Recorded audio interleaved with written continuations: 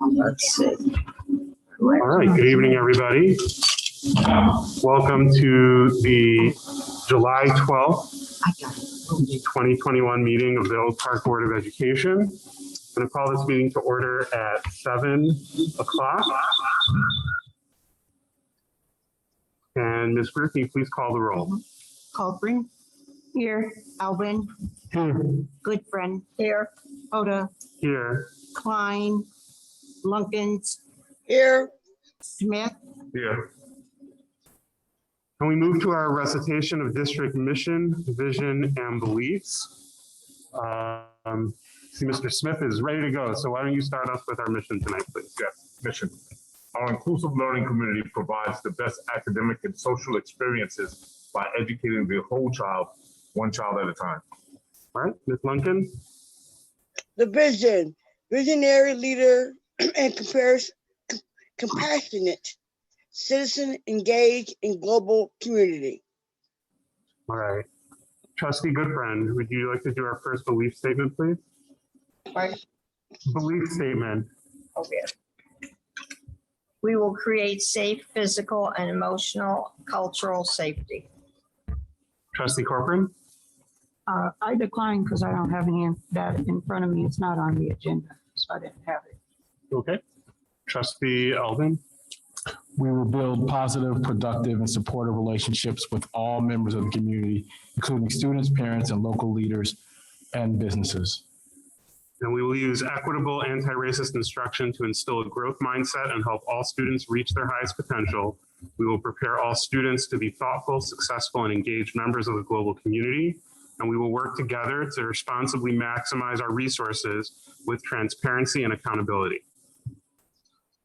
We move to the approval of the agenda and order of business. Do any board members have questions on the agenda? Seeing none, I'll ask for unanimous consent to approve the agenda. Is there any objection? Seeing none, the agenda is approved. And we move to our consent agenda. There are 2 items on the consent agenda tonight. Any board member can remove any item from the consent agenda by objecting. The 2 items on our consent agenda are approval of the minutes and approval of personnel actions. Do any board members wish to remove either of those items from the consent agenda? Approval minutes and action. There's also Okay. a personnel actions addendum in there too. That's part of the. So yeah, the personal action, there is a personal actions addendum, which is part of the consent agenda motion to approve the personal actions. Does anyone want to remove any item from the consent agenda? All right, then I'll ask for a voice vote. All in favor of approving the consent agenda, say aye. Aye. Any opposed, say no. The consent agenda is approved. We move to presentations. Our first presentation today is from the city manager of the city of Oak Park, Mr. Eric Tungate. Thank you for joining us.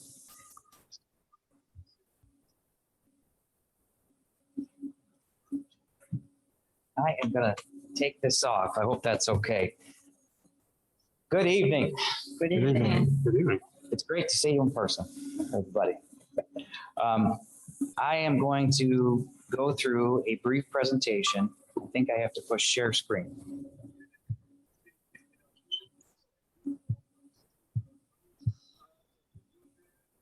So I'm here for a specific purpose, which is to outline some of the school properties that we think at the city are good properties to consider for economic development projects. But I also wanted to mention to all of the board members and of course the superintendent and her staff as well, that I'm also here because I think it's good for me to be here to hear from you folks and answer any questions about anything that you may have. I'm sorry, Eric, can you adjust the microphone a little bit, please? Too loud or too, I feel like I'm, no, good? That's much better. A little higher maybe.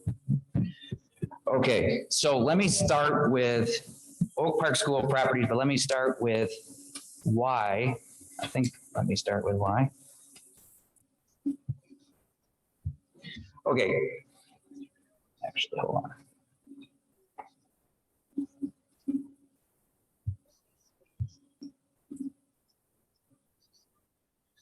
There we go. Okay.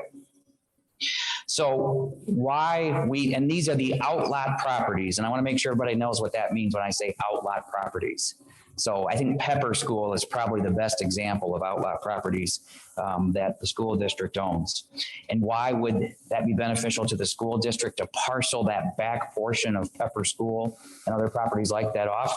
Obviously, it'd be an additional revenue source for the school district. It'd be a reduction of maintenance costs of land. I mean, the school district is paying to maintain, mow, clean, whatever, that land. Something that you may or may not know, but as the city has gone to a stormwater charge, the Oak Park School District is second to the city, to us, in that you are paying the second highest amount of stormwater runoff. So by disposing of this land, that would obviously reduce your annual operating costs in the form of stormwater fees with reduced footprint. Also, that by developing these properties into, primary owner-occupied properties, it gives you guys an opportunity to look at the possibility of bringing new families into the district's footprint that otherwise wouldn't be able to. So let's start first. Are there any questions before I proceed into the specifics of each of these parcels? Okay, well, let's start first with Pepper Elementary. And by the way, we've done some estimates in terms of what we think is the ballpark range for the value of some of these properties. That area behind Pepper School, I think everybody probably knows about this area behind Pepper School. We think it's roughly 3.28 acres. And we think it has the potential with the street in the middle of that box you see drawn in there, with the street in the middle of that. We think 20 new single family homes could be added to that parcel back there.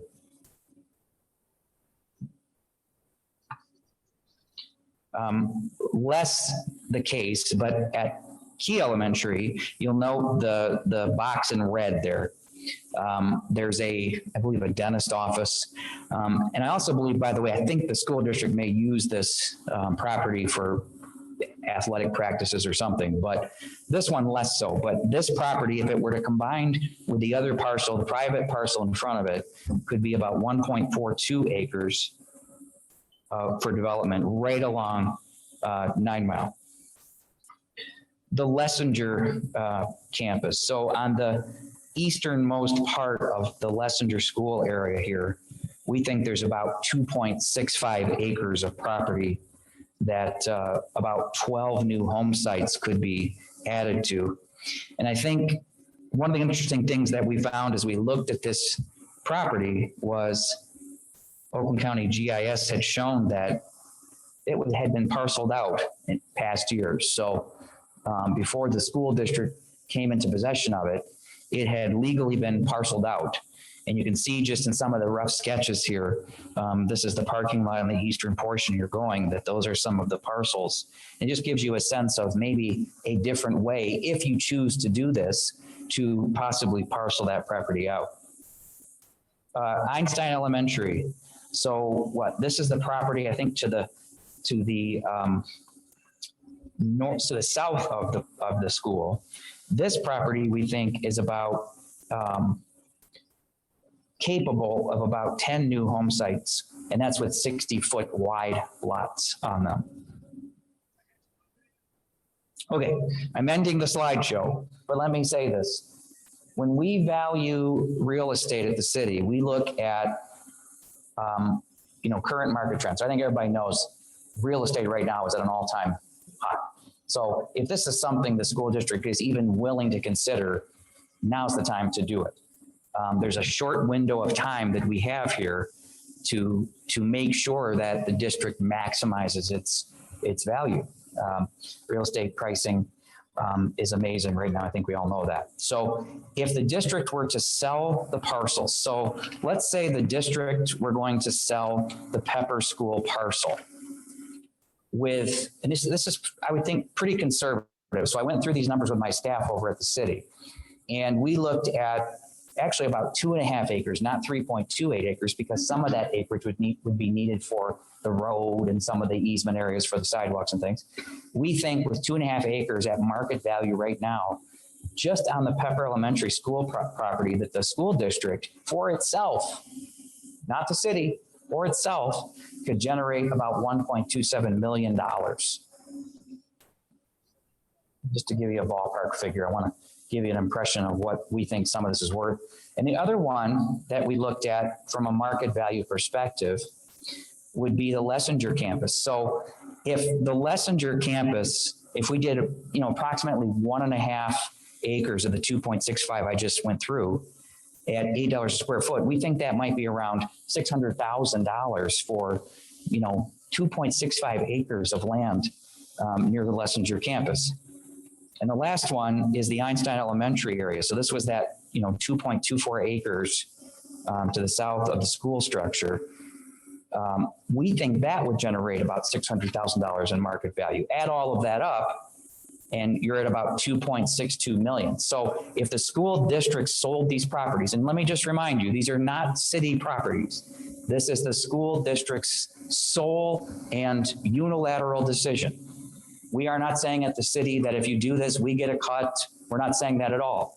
We're saying that if you choose to do this, all in, we think you've got over $2 million worth of cash in hand that you could possibly generate. And by the way, the city would get new taxpayers in the form of new single family homes, and you could redevelop some of your land that's adjacent to school properties not being used. And of course, as I mentioned, get rid of some of your stormwater fees. So my offer to you is we will help you make that decision, even if it's no. We will, if you decide yes on some, no on others, we will go through an RFP process with you. We will guide you along. I will actually deploy my entire economic development staff to assist the school district in making this decision. Of course, I'm always available as well. But I think it's an excellent opportunity for the school district to work with the city to get property redeveloped in the city. I think everybody knows, just last thing here, I think everybody knows that there is just a tremendous amount of development going on in the city right now. And there's a heck of a lot more to come. I just had a meeting this morning with my staff, and the project pipeline is enormous in Oak Park. The future is definitely bright for us. And with that, I'll open it to questions, and of course, questions about anything.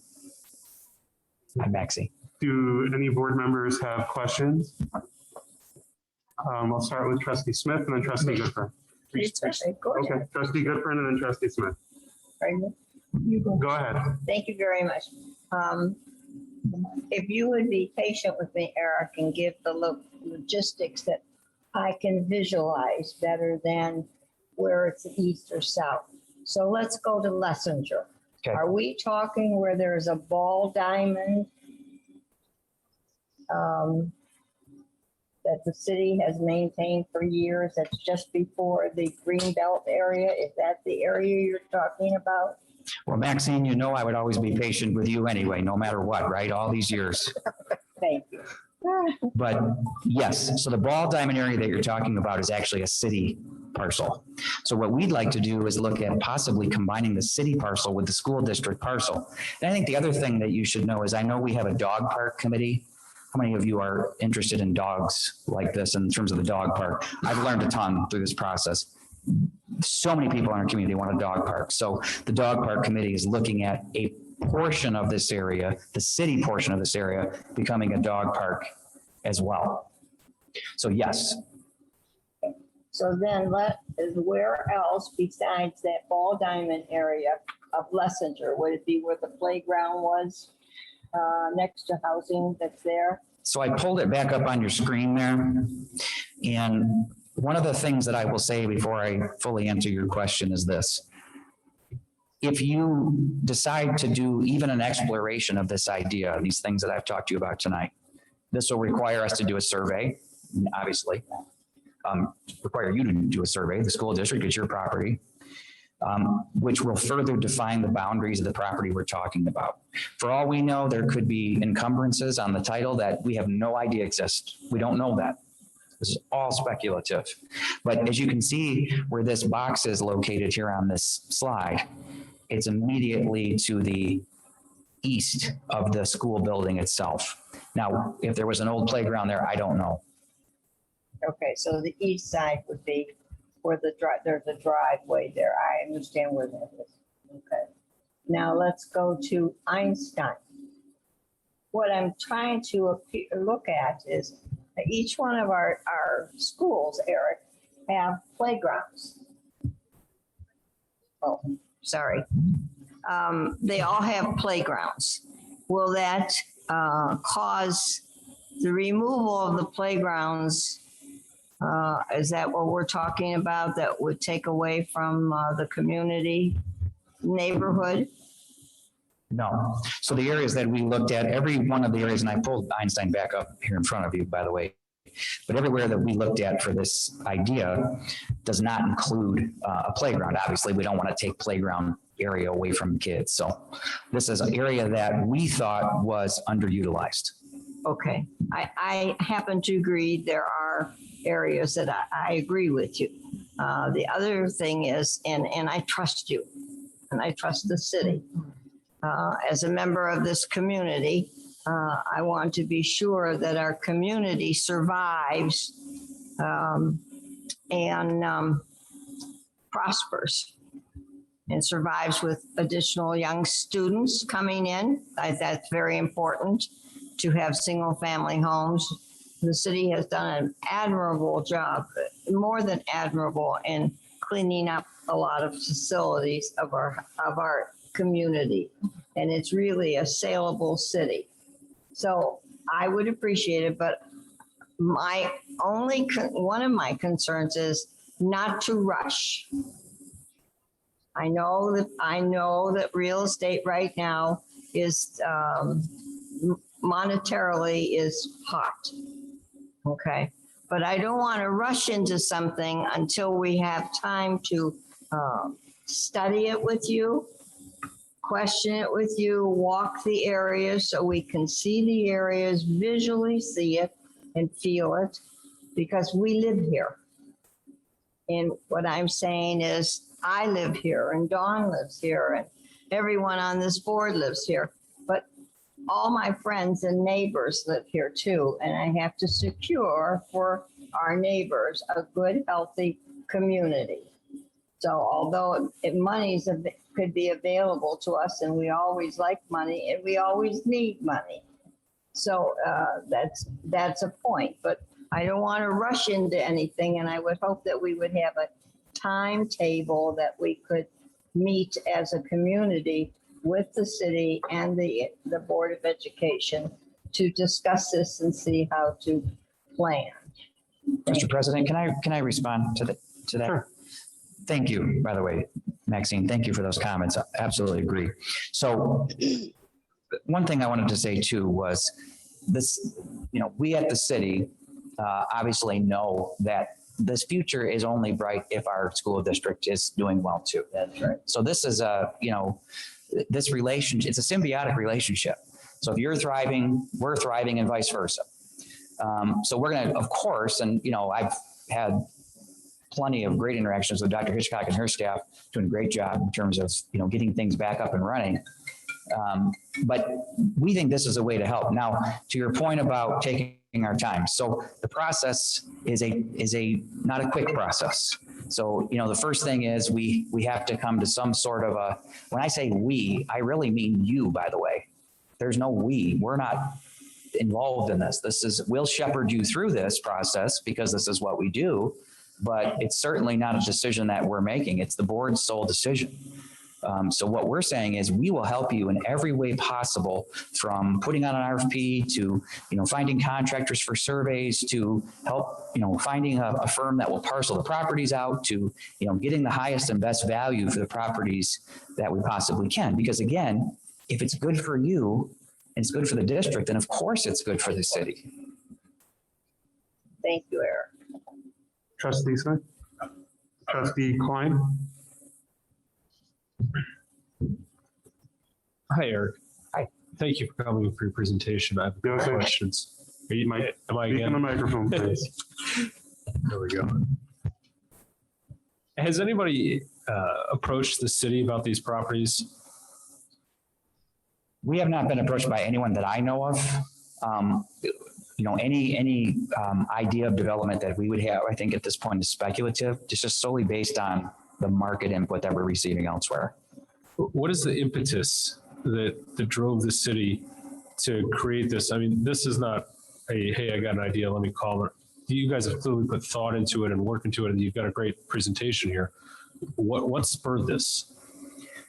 It is solely that we want to be as aggressive as we possibly can at the city. So if I showed you we don't have time tonight, of course, but if I went through the commercial development pipeline at the city, so we have 6 new restaurants on 11 Mile opening its doors within a 2-month time frame, just to give you one example. In terms of residential, single family especially, a good quality, modern single family residential, we could, no matter where they are in the city, we feel that very strongly that we could get a developer to come in and sell those really quickly.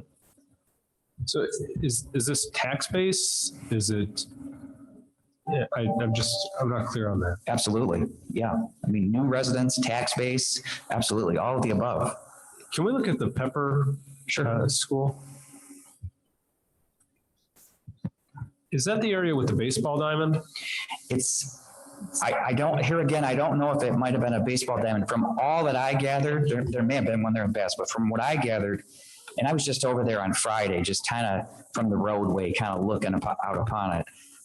It looks to be just a grass field at this point. And again, to Maxine's question, the playground equipment is far to the east of this parcel. Sure, but I just want to point out for everybody who's here, as far as I know, that's exactly where the baseball diamond is. And although it hasn't been sanded or graveled or whatever you do to baseball diamond in years, it's just grass, but it still has the fencing behind the batter's cage area. And that's really the only place for the kids in the area to play baseball or to fly kites also, for that matter, because there's no trees there. It's a great place to fly kites. I don't know if that's a question. I just want to make that point. Also, does the city have any projections in terms of, as long as you guys are offering wisdom, in terms of the inflationary situation? I know I've recently been listening to a lot of investment advice and so on, and discussing how we're expecting a period of hyperinflation, and real estate is exactly where we want to go and hold at the moment. You're talking about real estate being an all-time high. It's expected to be significantly higher in the next year or two. Has the city considered that? Do you have anything to add? I would only be giving you my personal opinion. And what you just said is possible. I think it's no one knows. If we did, then we'd probably be trading on Wall Street somewhere, doing REIT trading or something. But listen, it's possible. And I think that sort of underscores what Maxine said, which is, let's take our time and be thorough and make sure that it's the right thing to do. If the timing, if things improve as time goes on, that'll only be to our favor. But it is extraordinarily difficult to find housing. So you've got all the demand in the world. Think about it. During the pandemic, you had a huge glut, or lack of, I should say, new homes being built in a big metro like this, across the country as well. So you have a huge pent-up demand. Then now you have all these businesses opening back up in downtown and other employment centers like that, and the demand especially for inner ring suburbs. So whereas Oak Park and all this, we're right where we need to be, right perfectly situated. So, I think if we did an RFP, and if you guys agreed, did the survey, did all of that work, did all to developers for their input on these parcels, I think the demand for development of these would be very strong. I really do. Thank you, Eric. Trustee Alvin. Good evening, Mr. Tugate. How are you? Over here. The question as to what the city stands to make in terms of tax base on an annual basis. Should we go through something like this? What would the city stand to make? I don't know. You don't know yet? Not a tremendous amount, of course. But the city, and by the way, the school district too, I mean, there's a potential, depending on what type of owners, if they're non-owner occupants possibly. But that wouldn't be the only impetus for us doing this, even though that is one of the advantages is now we have more developed land, obviously more taxpayers, and they'd all be uncapped homes because they're brand new homes. So we would definitely gain some revenue. It wouldn't be, extraordinary, but it's still worth it. Are there other properties as well that the city has considered besides the ones that you've outlined here tonight? Yes. Actually, as some of you who have lived here a long time may recall, when I first came here 9 years ago, the Armory site, and this is a commercial development granted, but the Armory site was 0% developed. As of coming up here, there'll be a new development proposed. It'll be 100%. And it speaks volumes to what's also happening in the residential side of it, where we're running out of room. The city is the largest landowner in the city of Oak Park. And if we could get our hands on more land to develop, we would. This is one of the reasons why we're taking tax foreclosed homes and spinning them off for owner occupants to come in and redevelop them, because we know that there's a huge demand for primary residences in our city. Okay. Do any other board members have questions? Trustee Lunkin, do you have a question? Trustee Lunkins, you can unmute yourself. Mr. Tangate, I know we're talking about property of the houses, right? Can you go back to the map of Key? Sure. Okay. The front part of Key and Roosevelt, or Roosevelt and Key together, has been a problem for the parking. And I do know that we have people it's coming to our area whose kids don't live in the Oak Park area. They live in Detroit or somewhere else. But what if they were looking for a place in Oak Park? Wouldn't this parking, that front area coming up your driveway to Roosevelt, you got that big open lot over there. Part of it is Key, part of it is the city. Right. Now, are we going to do anything with that to more or less encourage these people to either buy homes in Oak Park? I hope I'm hearing your question. In other words, what I'm asking, okay, in other words, what I'm saying, we have students in Oak Park who live in Detroit, whose parents may or may not be looking for somewhere else to move. Since their kids are in Oak Park, wouldn't that parking have something to do with that too? Couldn't that help? Well, if, Mr. President, if I could respond to that, I think you're asking me about the city park. No, it's not the park. It's before you get to the park, because the park is way down up front. This Well, is I know. back where Roosevelt's parking is and where Key's parking is at. Well, this was the area that you're talking about, the driveway area. So we expanded this area for the buses to come in easier, and I don't know if there were additional parking spaces, but we did give some property over to the school district to do that. Which, to my understanding, there was a lot of parking spaces belonged to, part of it was to the city and the other part was to Roosevelt Middle School. And what we have now, we have our parents who have students at Roosevelt is parking in parking in Keys parking lot because there's nowhere to park. And I've talked to the mayor about it. We've had several talks about it, about extending both parking lots so that there is enough room for both Key parents and Roosevelt parents to park. Okay. I can just share a couple thoughts about that. If I'm understanding correctly, currently the parking challenge is at key. I don't want to say parking necessarily, but traffic challenge is that key element. The city was kind enough to allow us to expand the driveway that leads to and from OPA to provide an opportunity for buses to enter and exit, as well as parents to enter and exit without creating a traffic jam or a hazard for students who are being dropped off on the buses at that time. So the OPA parking lot was expanded, and the city allowed us to use some of that space to expand the driveway. So we're greatly appreciative to the city for doing that. The key drop-off situation, I believe, is what you're referencing. So the key drop-off was not expanded or changed recently. Only the OPA drop-off and pickup. So just so I can understand, because I'm not sure if I totally caught your question, are you asking, can the city help support us expanding?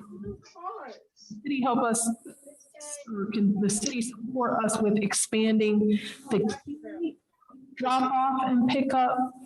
No, it's not the drop off per se or pick up, because a lot of those parents park their cars and walk their students to the door or go inside the door. It's the parking. Okay, you know where Teachers Park at Roosevelt? The big parking lot that Roosevelt has where Teachers Park at? Yes. Along there, there's a fence along that island there. Mm-hmm. The area that is sitting there with nothing being done to it is being cut, and it's all. And as you go down further to the end of 9 Mile or Scotia, you get the playground. Okay, So so got all this space behind the playground to Roosevelt and to Key. okay, so are you suggesting that that's another opportunity for either school district or the city to take For advantage? both of us. It would help the school district far as parking facilities for those parents who can't find parking, whether they're new or old. And it will also help the city. Okay. Sure. I mean, I imagine if the board pursue this opportunity, that we can include looking at some other spaces, that one in particular, to see if there is any potential there. Mr. President, could I just add to that? The other thing I wanted to mention, this actually brings up a good thing, which is, we're saying, hey, school board, consider using these properties or selling these properties for single-family home development. Doesn't mean you have to do that. Right? It's completely and totally your decision. That's what we think is the highest and best use. Doesn't mean it is. It doesn't mean that, and the key elementary map you see here, this is probably the least desirable parcel, in our opinion, in your portfolio. So we don't know, maybe a parking single family. So I have a few questions. You mentioned the cost of real estate is pretty high. The cost of construction is also very high right now. Do you anticipate that would impact the cost that a developer would be willing to pay to build new construction on those properties? I think it depends on when the construction were to happen. The construction materials costs right now are very high, of course. But there's a lot of, variable reasons why that is. I mean, obviously the pandemic, shutdowns, et cetera. That will eventually fade off. We will start seeing some of those raw materials costs come down. Now, it could sustain, I don't know. But this is why, you go through the RFP process, the request for proposals process, because you want to see, well, is this an issue or is it not? Based on the feedback that we receive, do the potential developers think it's a problem? For all we know, it may not be. So that pressure may affect the price, but that also may affect the price of real estate as that pressure dissipates. Here again, I don't know. I think, you're in a unique position, a really strong position, because you're not paying for the development. You're paying to sell the real estate asset in the form of land for development. So obviously that would come contingent that you would be released from that upon sale of the property. I don't think the school district is interested in getting into real estate development unless I'm totally misreading you folks. And what is generally the cost of going through that process of doing land surveys, RFPs, all that sort of rezoning and all of that kind of preparatory work that would go into getting that ready for sale? Well, this is the part that, and I'm glad you asked that, because this is the part, as I said a moment ago, where the city is going to do as much and bear as much of that responsibility and potentially even some cost as we possibly can. So from the perspective of the survey, you hire a private entity and they come in and do the survey. How much that costs, I'll have to, I'm speculating now if I say, so I'll have to ask staff. As far as the RFP and shepherding that process, that's the stuff, we could literally handhold the district through that process. We would put it out on your behalf. We would open it up for public bids on your behalf, and then make sure that the school district is getting the highest and best use on your behalf as well. So you would not bear some of that cost. Legal costs, I think there's probably going to be some legal costs involved, no doubt, but the city can bear some of that as well if we're involved in the responsibilities of writing the RFP. Obviously, we've now taken on some of the liability of that process. Not that there's really liability in that process, but certainly as much as possible. As far as lot splitting and combining, which typically, there are firms that have law firms that come in and do that, and it's expensive. Well, we're going to do as much of that for you through our assessors department as we possibly can. So there are some areas here where the city is going to remove and greatly reduce some of the costs that you otherwise would have. You mentioned the storm water charge. So, and I know there's been a lot of questions as people are getting used to this new system. So please stay with me if I got this wrong. As I understand it, the way that's assessed is measuring the percentage of permeable property versus non-permeable property. So where water can sink into the grass versus where there's concrete and buildings. So I understand that this would lower the amount of property that the district would have. Wouldn't it also lower the amount, the percentage of, wouldn't it increase the percentage of permeable property that the district has? Or I'm sorry, wouldn't it decrease the amount of permeable property that the district is paying these stormwater charges on? Potentially, but here's the thing. So the three main factors are the amount of land that you have, which pervious or impervious doesn't matter. Most of these parcels that you saw here in my presentation are, grassy or whatever else. So you're going to save right there just because you've now reduced your footprint. Okay.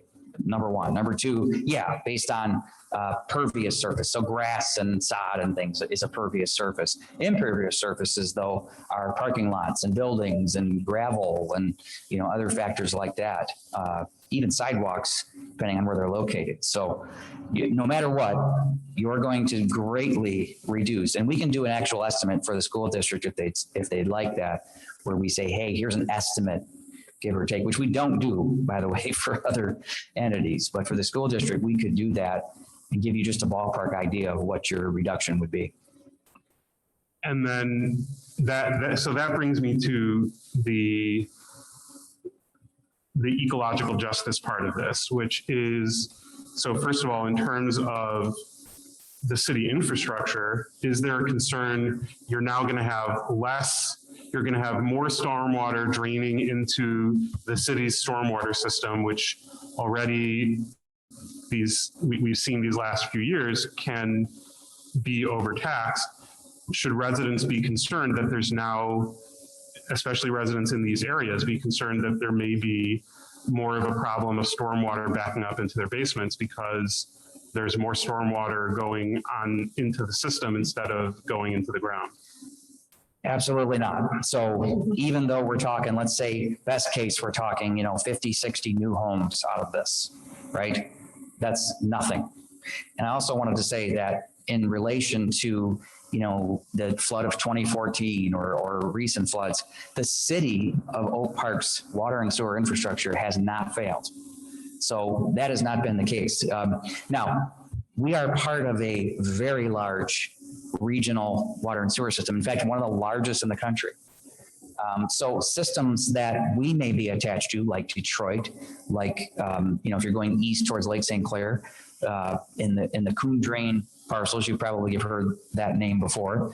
We're one of 12 communities involved in this where water flows east towards Lake St. Clair, towards the Detroit River. And before it goes into those areas, it's cleaned. So a pump might fail in Warren that affects us here because obviously the water is jamming up, even though our infrastructure didn't. I want to say something else about our infrastructure. Oak Park, and I'm very proud of this, is 100% lead pipe free in our water system. And we were that way before any other urban community was. And not only that, but we went out and paid to have our private residences, all of their, where the lead lines existed, and there were some, we went out and paid and had a contractor come in and remove those lead services and replace them. So, we're definitely doing our very best to take care of our water and sewer infrastructure, but we're just one of many in this area. And I think that's part of the issue is we are part of a larger system. And if that system is being overburdened, it doesn't distinguish between Oak Park or any other community. Once it can't handle the volume, that plays out. And the concern is that adding to that volume by 60 more houses with sewage and however many square feet of less permeable surfaces, that creates a reality that certainly has me concerned when I look at this proposal. The other part, and Trustee Klein brought this up, is I know that the city is adding green spaces in East Oak Park. So the pocket park on 9 Mile and two pocket parks on 9 Mile and additional parks that were built last year. It seems like here we're talking about taking away green spaces in other parts of the city. And these, I don't know the other properties as well, but I know Pepper, which is down the block from my house, that's an area that's used a lot by the kids in the neighborhood. So as we take away those green spaces from parts of our community, does that create an imbalance in the city of Oak Park, where in one part of Oak Park we're adding green spaces, in another part of Oak Park we're taking away green spaces? Well, let me speculate a little bit. So no is my response to that. And so, we've added the 2 pocket parks on East 9 Mile. There's also, by the way, a connector park on East 9 Mile that is under construction right now. We've just added one of, a handful of actual linear parks in Michigan along 9 Mile.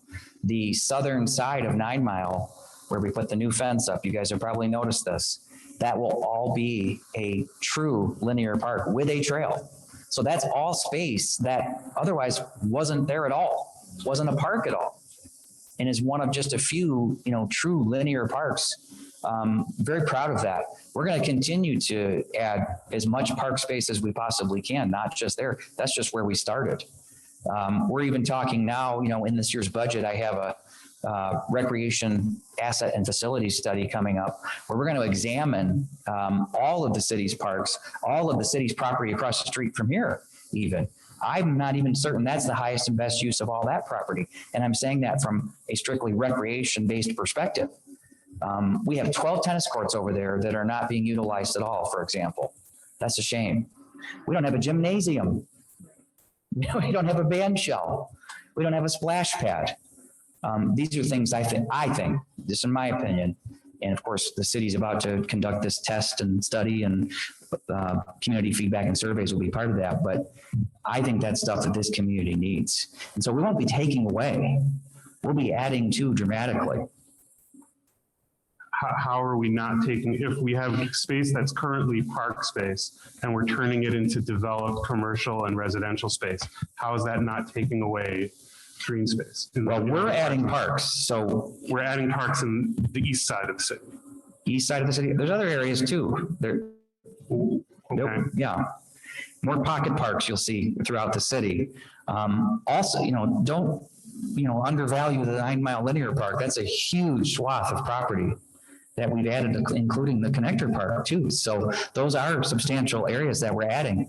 The Jackson Park development with Ferndale Schools, by the way, they're building a new elementary over there, but they're also adding a park. Right now, the city, Jackson Park, the city's portion, has been really not, we take care of it, we maintain it properly, but there are no playground amenities for the kids. When the Ferndale district is done, there'll be state-of-the-art playground facilities built for kids, and it's owned by a public school district. So of course it'll be open to the public. So we look at that as a win-win. Okay. Do any other board members have questions? All right. Thank you, Mr. I'm sorry, I Trustee don't have Goodman. a question, but my comment is, I think it's terribly important for we as a community, school community, and the city. Oh my gosh, thank you. We as the school community and the city, I think is terribly important that one, we have to walk the area. We have to walk it and see it. And then we have to be able to discuss it. I can say honestly, in regards to tennis courts on 9 Mile Road in Jerome was a tennis court, a big one, and it was down. Now there's a medical facility that's been there for years, and the city sold that. It wasn't being utilized as a tennis court. It was really causing debris, et cetera, and it just wasn't utilized. We also had a tennis court where the old Dewey School was. We had that too. But it seems that the tennis courts in the community park of Shepherd Park has been worthy and has worked well in the past. How it's doing now, I don't know, because my family has grown up and no longer lives here to utilize it. But I am sure at one time, the high school utilized it during the school year for tennis. We had a tennis team and we utilized that. So the main thing is that we work together to visualize it, to walk it, so we can be able to, if the decision is made from the board, if all our answers have been given from the community and the city, that we can sell it to our community as well. I think that's really important. So, Well, we wouldn't be selling to a community. We'd be selling to a developer. our school, The proposal would be to sell the property to a developer, not to the community. That's right. What I'm saying is, the community that lives around in those surrounding areas, we have to have some feedback from that area. That was done with Jackson too, as well, was it not? Absolutely. Mr. Tungate, so I think that's really important. There's a lot of facets to this to look at and being able to go on to the first part of the study. Mr. President, can I just say two last things? Sure. Jackson Park's a little bit different because Jackson Park is a city park. So for the city to sell property, it's a much longer more comprehensive process, obviously. What I would like away from here tonight is twofold. One, not a commitment to sell the property, but just a commitment to at least flush this idea out and see where it leads, and maybe come back to you folks. And then two, I would like your commitment to participate in our recreation asset and facility study, because I think, just like Maxine said, I think the cities, especially with regards to the high school, the city properties right across the street, we should be working in lockstep and sharing recreation-based assets, especially because of the close proximity. So I'll just ask by a show of hands, are there board members that are interested in pursuing this further? I see. Can you Pursue as in, what pursue are you talking about? Okay, so we'll touch base about We're not further going to make any discussion. decisions. Thank you, Mr. Tungate. Thank you so much, everybody. Have a good evening. Good evening. Thank you. And we move now to reports. Our first report is from our superintendent, Dr. Hitchcock. First, while Mr. Tungate is still here, I want to thank you for your ongoing partnership. You and the city of Oak Park have welcomed me and done everything possible to help support the school district in my time here. So we really appreciate that. We appreciate you bringing innovative ideas and opportunities to us. So thank you for being here tonight, and thank you for your ongoing partnership. Please share that with the mayor and the city council as well. I echo Dr. Hitchcock. I echo that. Thank you. All right, we're going to let you head home. Oh, okay. Head to your next meeting. Our city manager is a busy guy. And if you'll all bear with me, I have quite a few announcements to make in my report this evening. One of the first and most important is alumni Maya Brooks, class of 2018, is currently attending Howard University, and she has won an opportunity and was selected among 10 other students to travel worldwide. She's a rising senior, and she's going to have an opportunity to study abroad this summer, to sail the North Atlantic with Ocean X, which will give her the opportunity to sail all over the world. And her major is in marine biology. So only 10 other students worldwide have been selected for this opportunity and this internship. So we wanted to definitely highlight and recognize one of our alumni students for this tremendous opportunity. In keeping with that, Carissa Peterson and I nominated Sean Kelly for the Gerstacker Fellowship. And so he was awarded the Gerstacker Fellowship and is an award recipient. This fellowship opportunity, Sean Kelly is an Oak Park High School teacher, a math teacher at the high school. And the Gerstacker Fellowship was established in 2005 to provide a leadership development program for a select group of premier teachers and administrators to increase the quality of K-12 educators and provide their input to people in the educational realm all over the state. Many think of the Gerstacker Fellowship as a life-altering experience. So we are so excited to have one of our own, Mr. Kelly, have such a tremendous opportunity and take advantage of this Gerstacker Fellowship. So hooray to Mr. Kelly. Additionally, summer school is off and running and with a great start. Students are engaged in science experiments, writing programs, enrichment, and we really want to thank all of our teachers and administrators for supporting this program, our summer school program, because we know that you work tirelessly all school year and could have taken advantage of a great summer vacation. So those of you who are here with us in summer school. Thank you so much. We deeply appreciate you and are thrilled to be able to provide this opportunity to our students. Next is Partners and Architects and Plant Moran Cressa have assembled a recommendation for alternative HVAC solutions to reduce the Lessinger cost. I think you might remember at our last board meeting, Steve gave an update that the bids came in particularly high, and our hope was to find ways to decrease the cost. So through their partnership, they came up with some different ideas for how that cost could be reduced. And we are planning to rebid with changes that could include a savings from anywhere between $150,000 to $225,000. So we are looking forward to rebidding with those changes being made so we can get a better cost conscious estimate for the changes at Lessinger. So we look forward to that.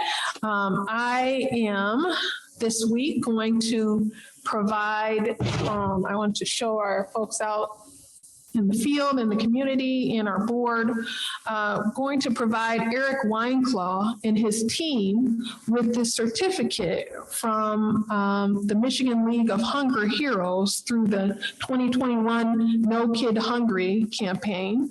And it is, we are receiving this, and Eric Weinclaw and his school nutrition team is receiving this in recognition and sincere appreciation for all of their commitments that were made throughout the height of the global pandemic. Not that it has gone away, but during some of the most dangerous times of the global pandemic, they were doing all that they could to feed our students, families, and community members. So I'm looking forward to presenting him with this certificate and honoring him for all of his support. And then many of you know, while I was out of town this week, some changes were made to the state aid, and I'm going to share a little bit of information about the proposal for state aid that is on the governor's desk. The foundation allowance, our foundation allowance, would increase to $8,700 per pupil. And that's an increase for all school districts from anywhere between $590 to $171. Our school district, Oak Park, will receive an increase of $183 per FTE. It's a bit smaller than what some other districts may receive, but we've been funded in ways where we receive more money in other ways. So we are projected to only receive $183. Projections are an increase of $724,000. The district will also see a significant decrease in funding for 31A at-risk dollars of $330,000 because of who we were not able to capture in our last pupil account of 700 students. So as you know, based on Steve Barr's budget, we've lost a significant number of students. Now, the optimist in me is saying that those students may not necessarily be lost. I mean, I had a couple of re-enrollments come across my desk today where they weren't students that were lost. They just, during the pandemic, were not engaged in online learning. So my hope is that we haven't truly lost 700 students and that students, a significant chunk of that 700 students will return in the fall, which would decrease the amount of at-risk dollars that we could lose. GSRP funding will increase to $8,700, matching the K-12 Student Foundation, which it used to be a lot different, and the increase equates to about $1,450. let's see, we still have currently 224 slots available in the district. So if you're out there and you are a community member, a staff member, a parent, or if you know anyone, whoever you are that has a preschooler, we encourage you to seek out Oak Park for your child to get enrolled in the GSRP program for any families that are eligible. We have some new funding opportunities really to support mental health and social emotional learning. So we're really excited about that. We have an opportunity through an application process for additional school psychologists, social workers, counselors, or nurses through 3 years of funding. Now, this first year, they will fund 100% of these individuals' salaries. In the second year, that's reduced to 66%, and then the third year is reduced to 33%. But the district must make a commitment to continue to employ that employee after those 3 years of funding take place. Now, it's been unclear how long we have to make that commitment, but we do know that we have to make a commitment at least into year 4, where we continue to keep those staff members, a counselor, social worker, nurse, psychologist on staff. There are formulas for staffing. Moving forward for, how we can identify possible increases in additional nurse. And there are some additional grant opportunities for school safety. So as you recall, we were able to do some upgrades to our doors and entrances to make our buildings more secure. There will be another grant opportunity for school safety that will allow us to have a similar opportunity if things qualify. So one of the things that I know we feel strongly about, and I've had many discussions with our elementary staff members, particularly our elementary teachers, about having swipe cards at the elementary level that will allow them to swipe in the building and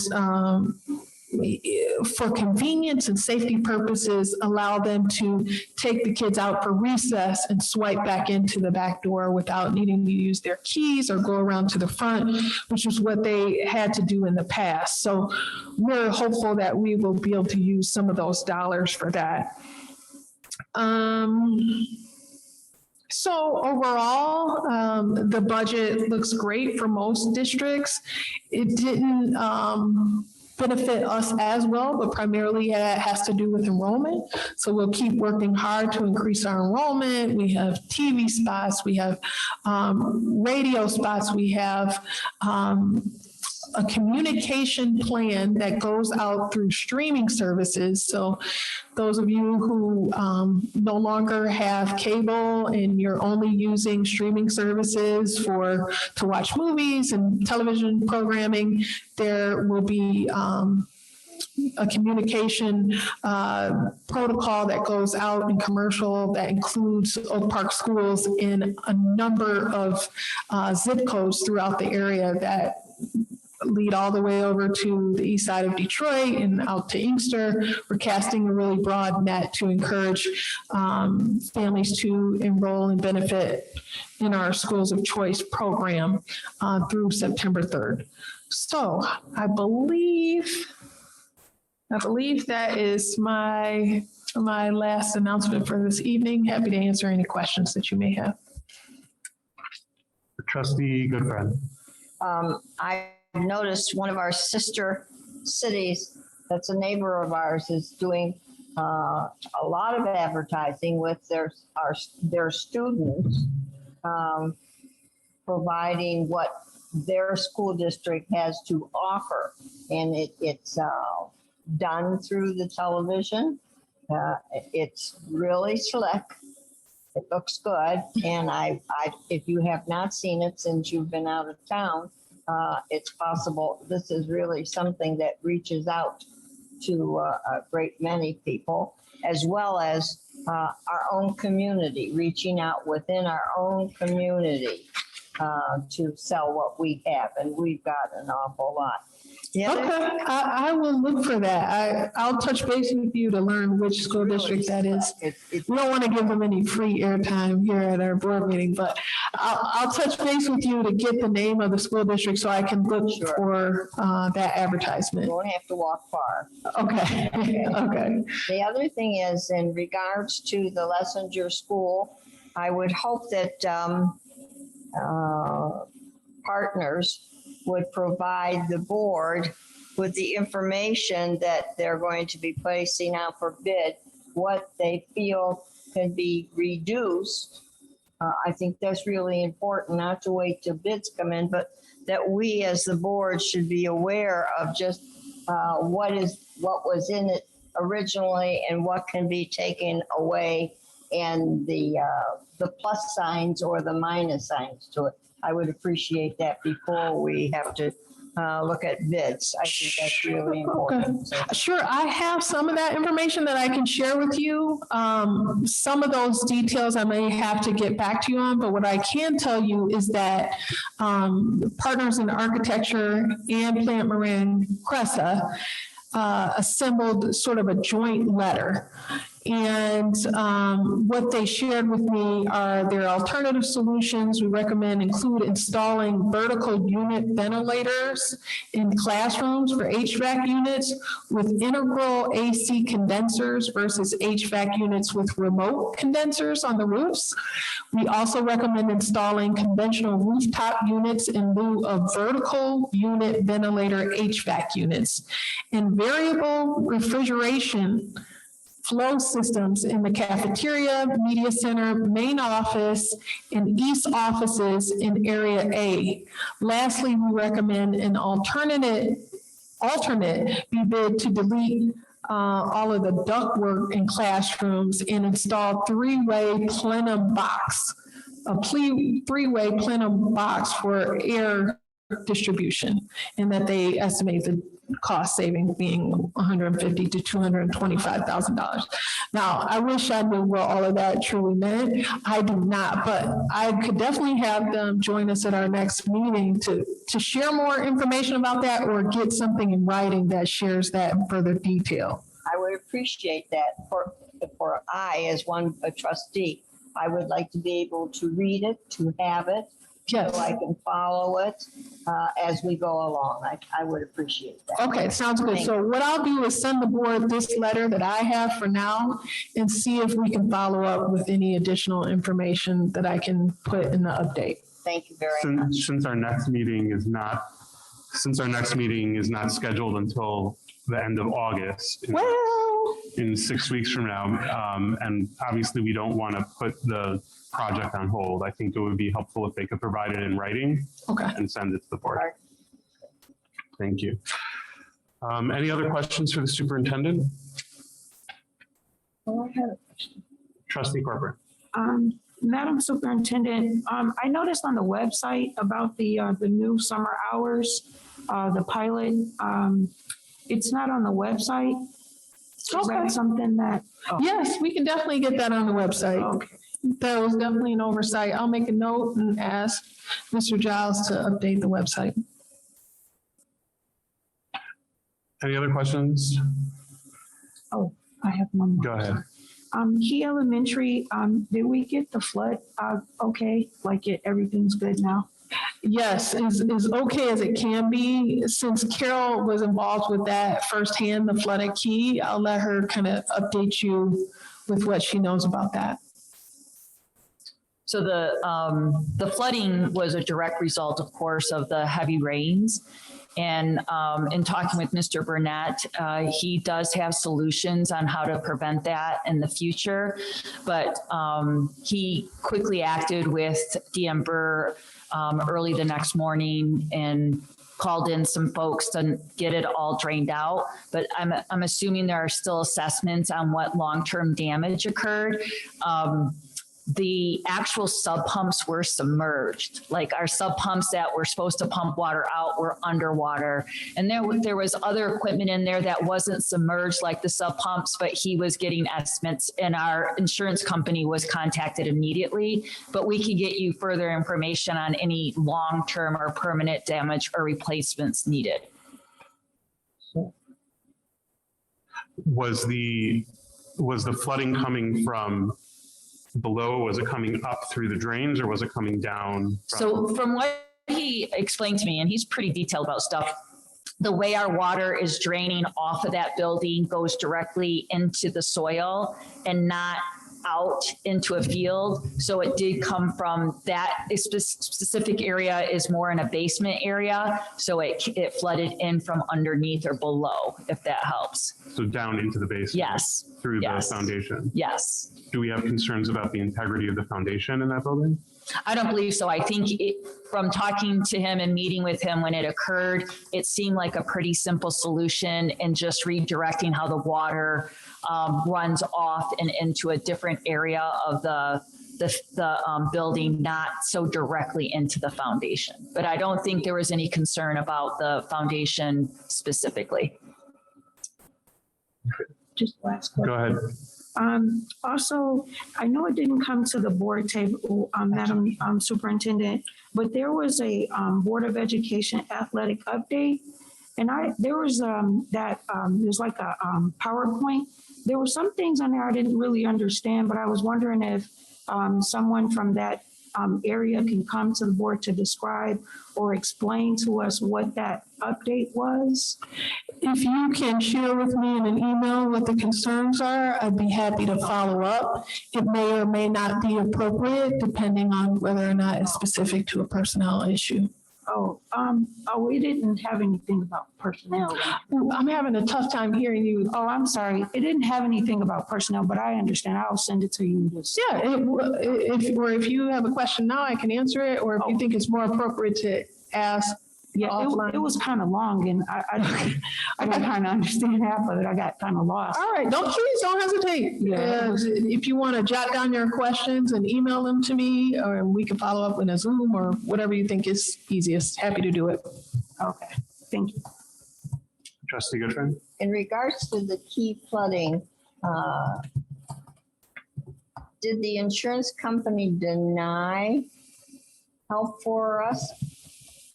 I have not heard anything about denial, but we would have to follow up with Doreen and Mr. Burnett, and I think Ms. Pat helps with insurance as well. So we'll get the right folks and we'll get you an update.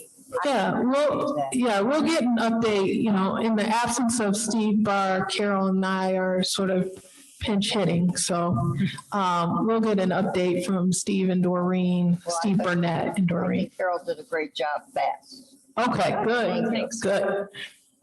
So gesund. Okay, any other questions for the superintendent? All right, then our next report is from the Assistant Superintendent of Human Resources, Carol Biglia. Thank you. So I did want to update you since there are a lot of questions on the position of the CFOO. Dr. Hitchcock and I met with Human X Ventures. We have two candidates that we're moving forward for the final interview. If you remember, we did already post the position back in March. We did final interviews in May and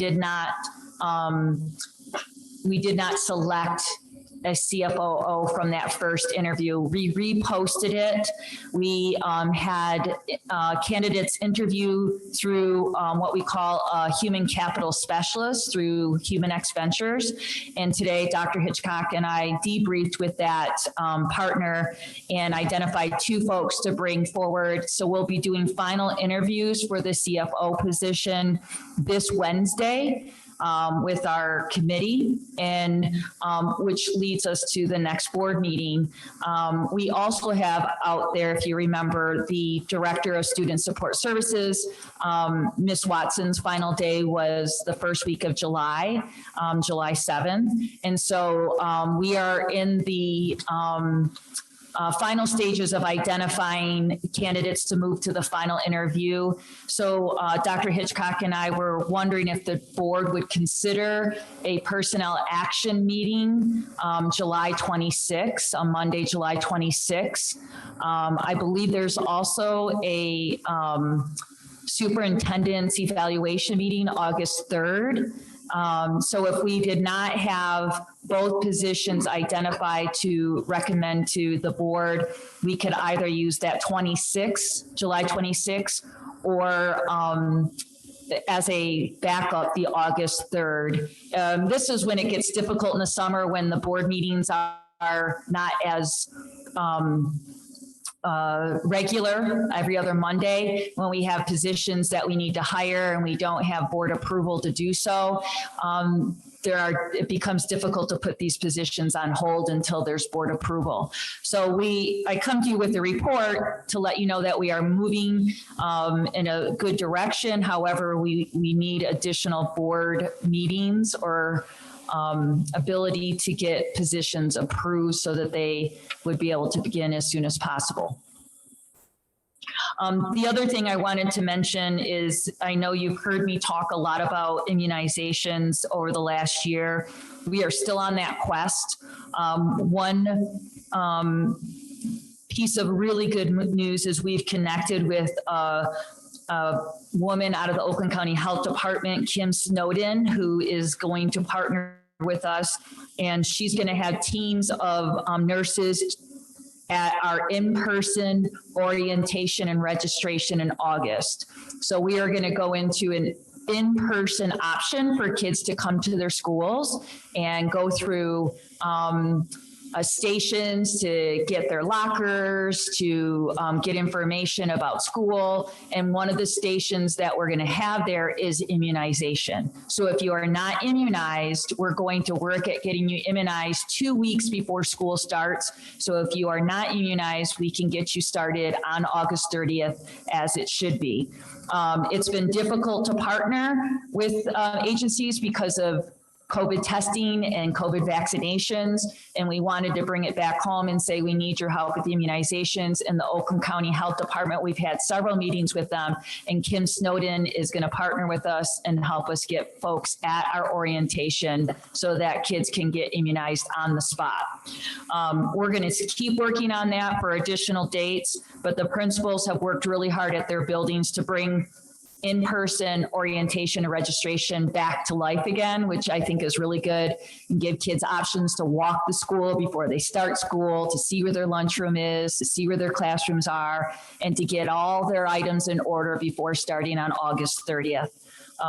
And that's really what I have this evening. I don't expect an answer about the additional meeting. I just thought I would ask if that's something you would consider so that we could get positions approved so that we could move them forward into the 21-22 school year. Thank you. That's a 26. Does anyone have any questions for Ms. Diglio? Okay. And does the board, I know that I have a conflict on the 26th. I have a meeting at 6 o'clock, a different meeting at 6 o'clock. Would the board, I'm wondering if we should explore putting together a meeting that would then go into looking at some of those properties, but I want to be mindful of the time. So I'm looking at other dates. Let me see what I have available. Would the board be open to meeting on July 27th, which is a Tuesday at 5 o'clock? And then we could take a look at some of those properties? I'm flexible. The properties you mean that Mr. Tungate would approach us with? Yes, I think I could do that. But I would hope that the agenda is just the one thing that we have to take care of, and then the properties. No action, no informational, those kinds of things. So I would hope so too, but obviously we have to be adaptable to what comes up in terms of the needs of our district. But right now that would be I think we should be able to do it that way. So we have just those two items to go for it. Okay. I Well- appreciate that. Thank you. If everyone, so So if I step quick, you're trying to combine the objective of this meeting. rather than having two separate meetings, we would, since the board would like to have a meeting to learn, to look at more information on those properties. And there's also a need to have a meeting to approve these personnel actions. Right. What I'm proposing is that we call a meeting where we act on those personnel actions, and then we adjourn out to look at those other properties, which would also, I think, technically have to be listed as a meeting for the Open Meetings Act, since we as the board would be going around. So I will try to work with the superintendent to coordinate that with the city as well as with our facilities folks, so that we can get as much information, and I'll communicate with the board. Okay. See, I told you to walk. We move now to audience, to public participation. Ms. Lunkins, can you please read that?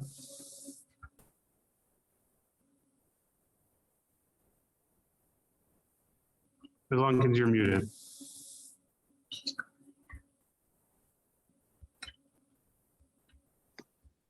Okay.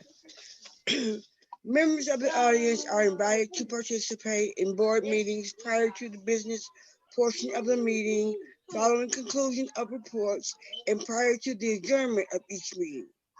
You'll be recognized by the board president and asked to give your name and address before making your comments. Please present a concise statement of your concerns. The board president may choose to limit your presentation to 3 minutes in order that all who wish to speak may have the opportunity to do so. We thank you for your cooperation. We welcome your input and appreciate your presence at our meeting. If any person with a disability needs special accommodations at our board meetings, board of education meetings, please contact the superintendent's office at 248-336-7705 7 days prior to the meeting. Okay. If there's anyone in the audience that would like to address the board, I want to remind that this is an opportunity to provide public input to the board. If you have questions about something specific, you can contact central office or your building administrators. In this forum, we do not engage in two-way communication. So we're happy to accept your input and hear what you have to say, but we are not able to respond to questions or comments in this forum. So if there's anyone that would like to provide input, you can indicate that in the chat, and or raise your hand using the participants tab, and I will call on you. Don, can you please state your full name and provide your 3 minutes of public comment?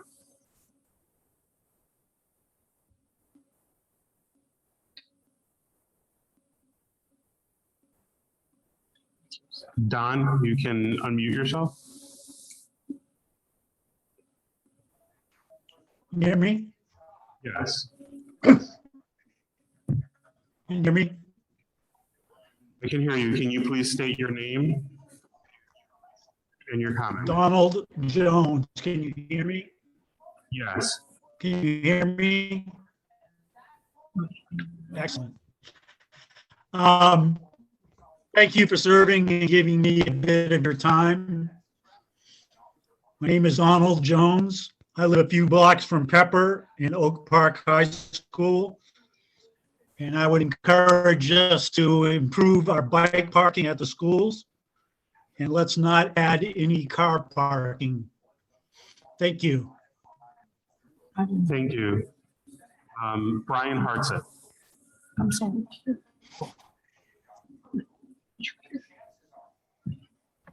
Hi, Brian Hartzig, 11515 Maple Creek Court, and I am in Washington Township. First and foremost, which I didn't believe I would be speaking on this evening, was please don't sell any of our land.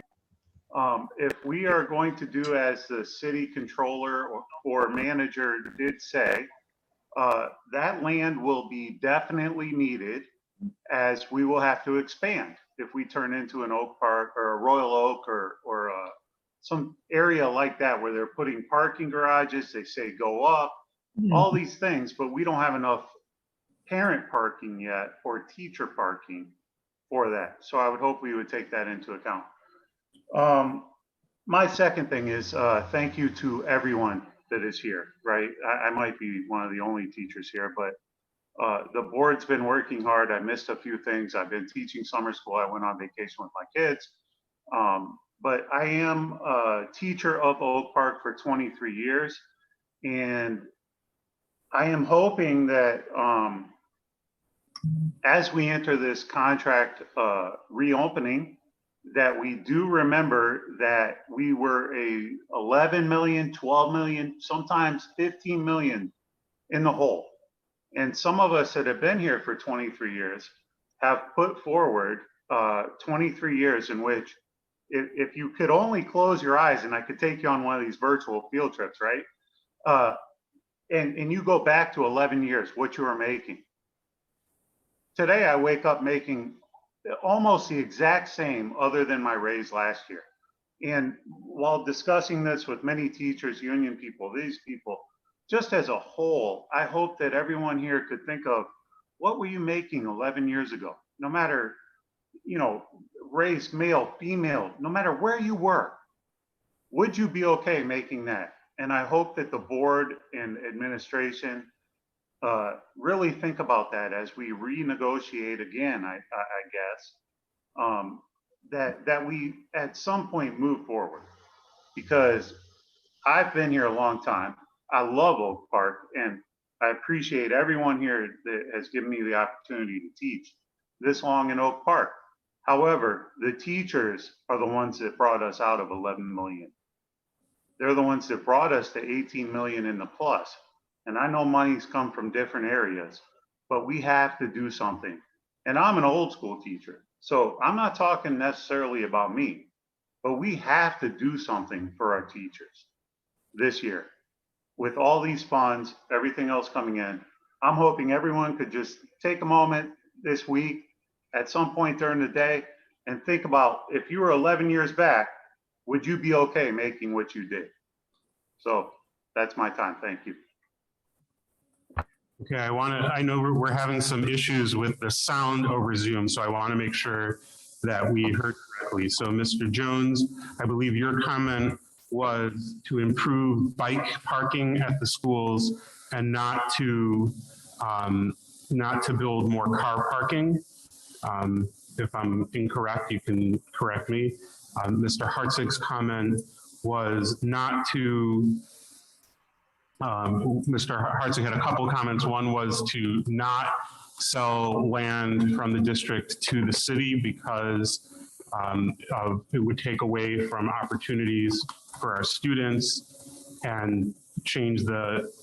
Well, if we grow the city, Mr. Hoja, sorry, we want to have that space, right? We don't want to end up like Clawson where we grow our city and then we close our schools because we don't have room for them. Okay, so thank you. And then also the second comment was about providing for additional pay for teachers who are, you stated that you're being paid the same amount that you were 11 years ago, and would like to see some of the additional funds coming in go to teachers. Absolutely. I feel, you know, when DeVita came to us many, many years ago, which I know you were part of that, we gave that money back by taking concessions, going back a step. And believe me, the current administration has done their fair share of trying to make everyone whole. However, right now is not a time to put a clamp on that, or we are going to lose teachers and people we are Oak Park, right? But there are people, we are going to lose a lot of good people if we can't just continue down the path that was presented to us with that contract. That's what I'm saying. Okay, thank you. Is there anyone else that would like to provide public comment at this time? Pardon me, President Hoda, but could you ask Don if he could repeat what he said? Because I didn't hear any of that. So as I stated, he said that, Oh, I didn't hear you. yeah, he said that he would like to see more bike parking and not to add more car parking in our I space. thought you were talking about Mr. Hartson. Okay. All right. So if there's no other public comment, I'm gonna turn off the chat at this time, and we're gonna move forward with our agenda. We will start with action item 7A. Trustee Goodfriend, can you read that, please? You'll have to, let me get it first. I was slow on the trigger. Resolved that the Oak Park School Board renew the membership to the Michigan Association of School Boards for the fiscal year 2021 to 2022, which begins July 1, 2021. Dues renewal are $7,413. Support. Moved by Trustee Goodfriend, supported by Trustee Elvin. Do any board members have questions on the motion?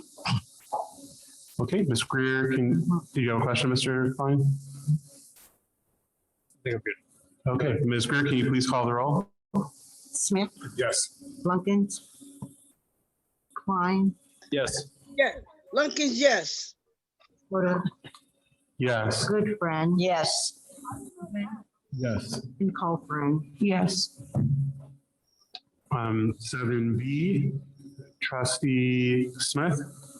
Resolved that the Oak Park Board of Education adopt the standard form resolution enrolling the Oak Park School District secondary schools as members of Michigan High School Athletic Association Incorporated, effective August 1st, 2021 through July 31st, 2022. Support. Moved by Trustee Smith, supported by Trustee Elvin. Do any board members have questions on the motion? Just a point of order. That is about the combining the NOVA, correct? Including NOVA? Yeah, that's one of the things. It includes NOVA, so the kids at NOVA can participate in sports as well. Great. Thank you. All right, any other questions on the motion? So the motion is to approve membership of our secondary schools, including the high school, the middle school, and NOVA in MHSAA. Ms. Greer, can you please call the roll? Alwin, Yes. Colfrin, Yes. Hoda, Yes. Lunkins, Yes, Smith, Yes. Goodfriend, Yes. and Klein. Yes. Trustee Klein, can you read 7C, please?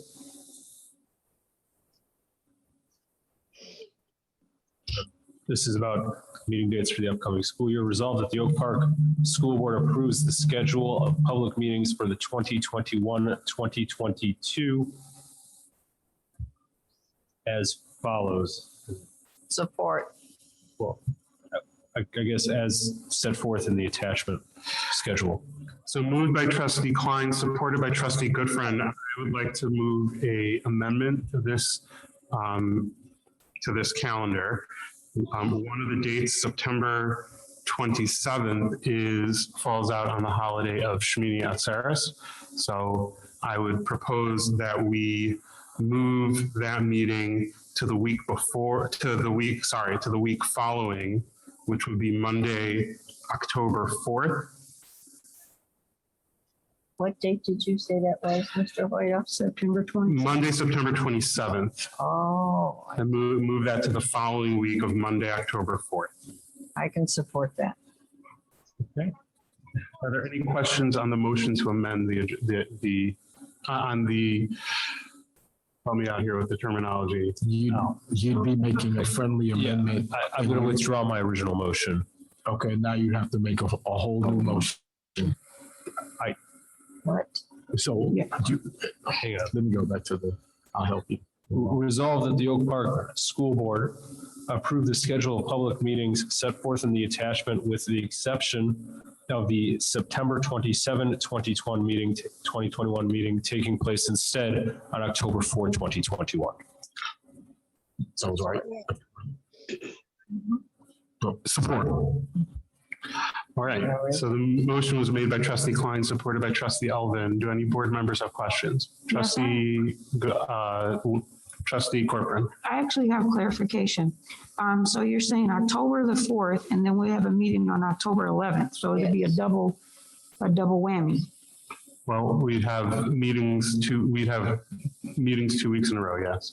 Yeah, so, right. So I think the idea would be, because it's not necessarily about space, but we are going to have essentially a meeting's worth of stuff that's still going to be sitting on the table that we're going to have to consider. And that's why it's going to make sense to have on the 4th. And then again, on the 11th would be the standard schedule. well, where I was going with that was because if that's the 11th, and could we move it to the 25th? So there's not a double whammy? Because there's 4 Mondays in October. The 25th is a Saturday. You're talking about The 25th of October? So if the 25th of October is already a meeting. Yes. I believe that There's a trustee meeting Corbin is 20. suggesting that we combine the October 11 and September 27 dates and instead have a single meeting on October 4 in between. So we would have, yes, and of course, if we see that there's not a need for a meeting, we can always cancel that. But I think in our experience, usually that just makes the other meetings longer. It's just the one time, once, maybe every 10 years. I'm just saying. All right. So are there any questions on the motion? Any other questions on the motion? All right, Ms. Greer, can you please call the roll? Klein, Yes. Goodfriend. Yes.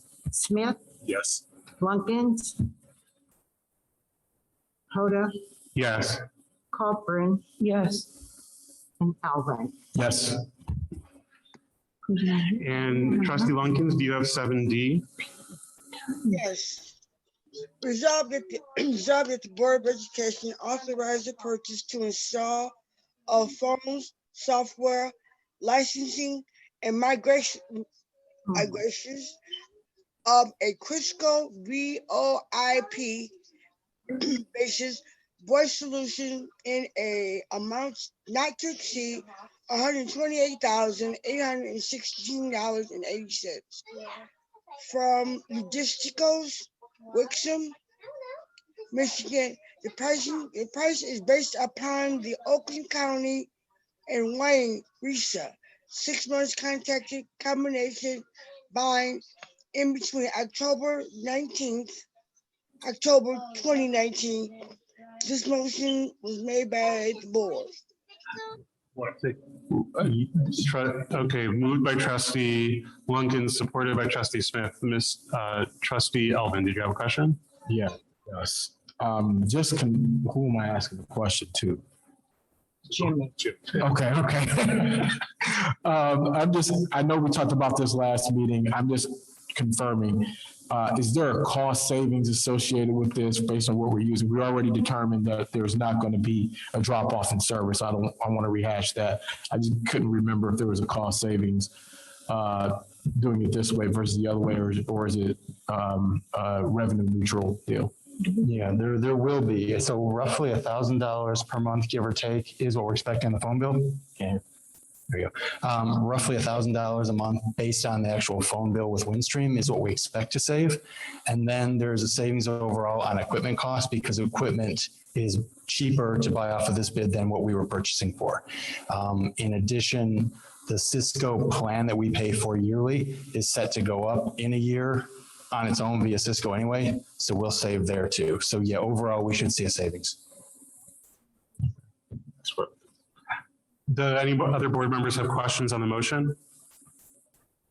Okay, so the question is on approval of the phone system and handset replacement district-wide purchase going to Cisco for a VoIP-based solution and purchasing it from Logicalls through Oakland Schools, Wayne RESA. Are there any, Ms. Greer, can you please call the roll? Goodfriend. Yes. Klein, Yes. Alvin, Yes. Hoda, Yes. Lunkins, Yes. Smith, Yes. and Cochran. Yes. Motion's approved, and we move to 7E. Trustee Elvin? Resolved that the Board of Education authorize the purchase of 18 Promethean AP7E-B75-NA-1 75-inch titanium active panels, 14 AP-ASF-70 sliding wall mounts, one rolling stand, mounting and assorted cabling from CDWG in an amount not to exceed $84,442. The pricing is based upon the REMC and AEPA cooperative bids. Cooperative bids. Moved by Trustee Elvin, supported by Trustee Lunkins. Trustee Goodfriend, did you have a question? So we're saying there will be 15 for the early childhood and 3 at the high school of the permitting boards. Thank you. Yes. Trustee Corcoran? I think I'm sorry. I'm struggling over here. I believe that is the question that I had. Oh, that's good. Fine. All right. Do any other board members have questions on the motion? So the question is on approval of Promethean boards for the Early Childhood Education Center and the high school. Ms. Greer, can you please call the roll? Cochran, Yes. Alvin, Yes. Goodfriend, Yes. Hoda, Yes. Klein, Yes. Lunkins, Yes. and Smith. Yes. Okay, thank you. We move to our information items, and our first information item is about the re-engineered HVAC at Lessinger. Is that the item that you addressed Oh, earlier? yeah, I jumped the gun on that, trying to fill Steve Barr's shoes. So yes, that's the information I shared. And I saw on my phone that you already sent the updated information to the board by email, so thank you. And our next information item regards the superintendent's contract. So we are heading into the final year of the superintendent's contract. Her contract ends at the end of the coming school year.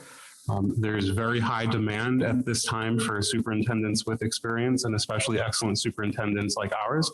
So I think it would be a good idea for our board to begin the process of the superintendent's contract extension, so we could hopefully get that wrapped up before the beginning of the school year. And I wanted to find out from the board what the desired process is. There's obviously a few different options. We can delegate this to our attorney to work with the superintendent and bring a proposal back to the board for approval. We can appoint a committee to work with the superintendent and bring that proposal back to the board. So I wanted to ask the board, first of all, if the board agrees with me on moving forward on that, and also if there's thoughts about the process that we would follow to go forward. So I'll start with Trustee Elvin and then Trustee Goodfriend. Being new to each of the processes, I guess my question would be, you've been around for this before. What's kind of the preferred method of all concerned? What's probably the best method? Have we, not just from a standpoint of being efficient, but from a standpoint of making sure that we're effective in getting things done in the right way?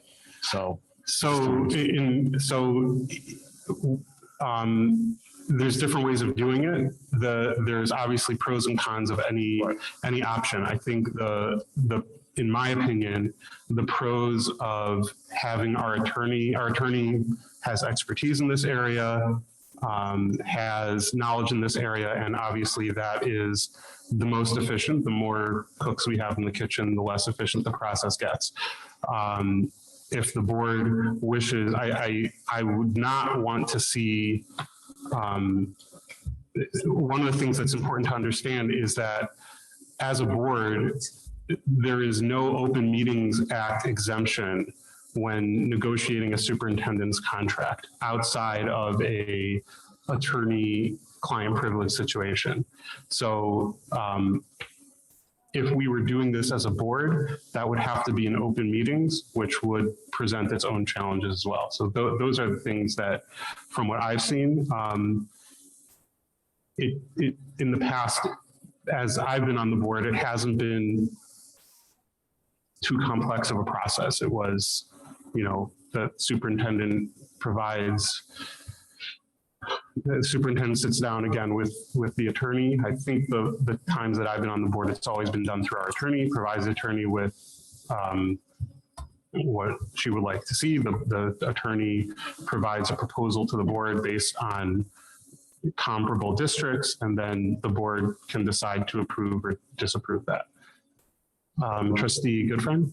I do believe that it's unnecessary for us to go first to an attorney. This board is capable of sitting down as a subcommittee, then bring it back to the full committee in an open session, what their recommendations would be, and have some discussion on it. I just find it, that's our job. That's a part of our job of the board. And that's the way it's usually done in just Oak Park, but on other districts as well that are neighboring districts. And we're certainly capable of having members of this board to sit on a subcommittee to bring it to the full board in a open meeting. I think that's the way to go. Any other thoughts? Trustee Klein? Yeah, I feel kind of fully even asking this. It seems obvious, but we can find out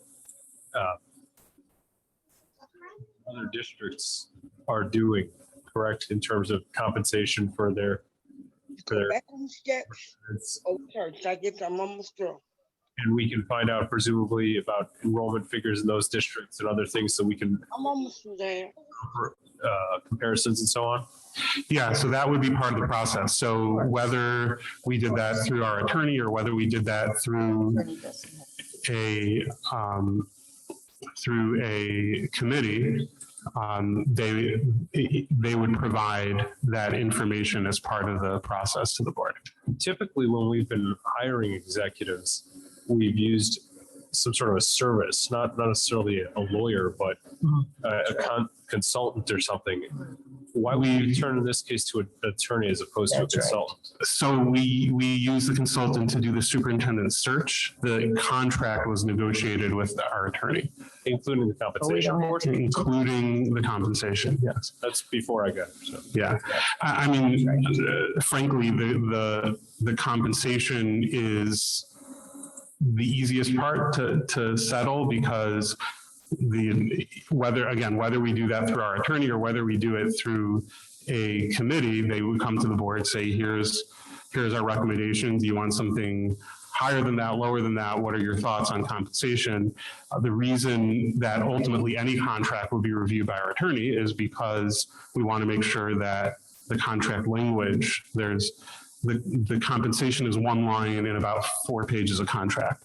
So we want to make sure that the language is appropriate for our district. Is our superintendent, I'm sorry, I don't mean to jump anybody. Is the I'm a lawyer, and as a lawyer, one of the first things that makes me uncomfortable is dealing with somebody else on the other side who's not a lawyer. So I'm wondering here if the board is going to hire an attorney, is the superintendent typically also represented by separate counsel? That would be the superintendent's choice, and I know the superintendent to be a very wise person, so I would imagine that she would do that. Okay, that makes me a little more comfortable. Yeah, and I did do some research leading up to today's meeting about what other districts are doing, and there really is, some districts do it directly through the attorney, some districts do it through a board committee. It really depends on what that particular district's needs are. So there are lots of districts doing it in both ways. Come on. Any other discussion from the board? Yeah. Trustee Smith? Yeah. Based on past history, I really do, my personal. Mr. Smith. Mike. Based on our past history, I do recommend that we streamline the process, utilize the lawyer, and let's move on Not comfortable with the board handling this in the committee, just based off past practice. And we did use a lawyer prior, and I'd like to continue that practice. That's just my thought. Okay. Trustee Klein, and then Yeah, trustee right. Corcoran. I'm sorry, right. trustee Corcoran and then trustee Klein. No, he go ahead. No, 'cause he- No, trustee Corcoran, we want to make sure everyone has I a don't chance to want to speak break before up the anyone goes a second momentum, time. okay?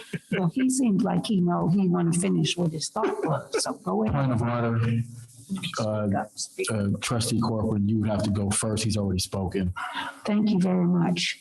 So my question was, I guess it would actually be point of information that we're trying to decide whether or not if we're going to hire the lawyer to help consult with the contract, or we're going to get a committee. The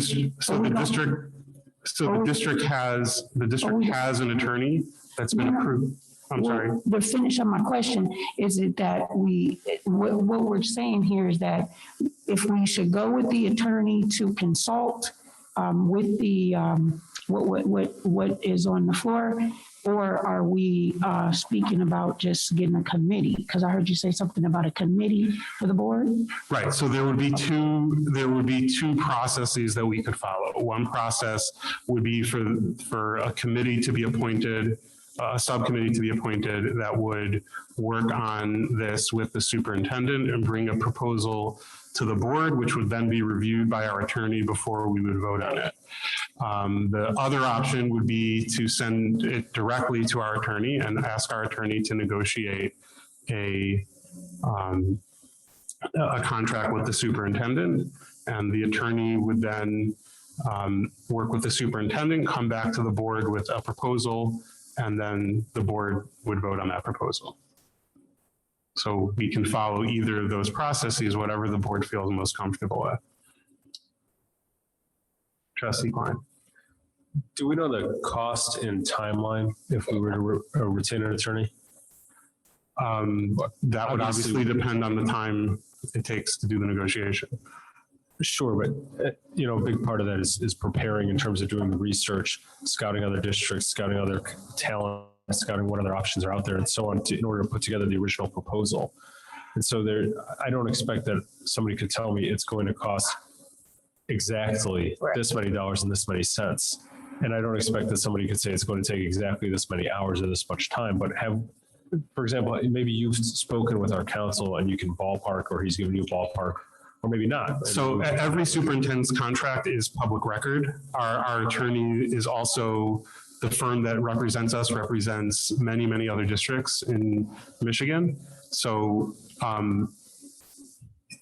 compiling that information would not be very time consuming. The reason that I'm asking is because this board is considering the money that is otherwise going to be spent on direct education, right? This is our charge in the end of the day. And it makes a big difference if this is going to be $50,000 in attorney fees versus $5,000 in attorney fees.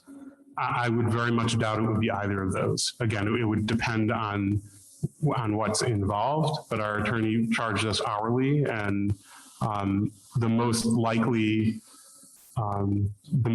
scenario would be our attorney would have a phone call with the superintendent to find out, what are the terms that she would like to see, then provide an opinion letter to the board. We would meet in closed session to discuss the opinion letter. We would give feedback and then the attorney would create a contract. If the superintendent is amenable for that, then the board would vote to approve it. So I very much doubt we're talking about in the thousands of dollars. Oh, I was going to say, based on what you're saying and adding up hours, I'm thinking you're saying somewhere between $7,000 and $12,000. That's right. In attorney's fees? Yes. I mean, I heard what you just said in my mind translated to 20 to 30 hours. That's right. And so then I add. Yeah, I don't think so, but obviously it's hard to predict. We expect it to be even less than that, which means it's not a massive expenditure here. What I would say is I don't know that the attorney's the attorney's fees would be significantly less going with a committee than they would be not going with a committee. I don't think we can talk what the attorney fees are, Mr. Hoyt. I think the attorney is to work with this board. He's our attorney, the board's attorney. I thought that too.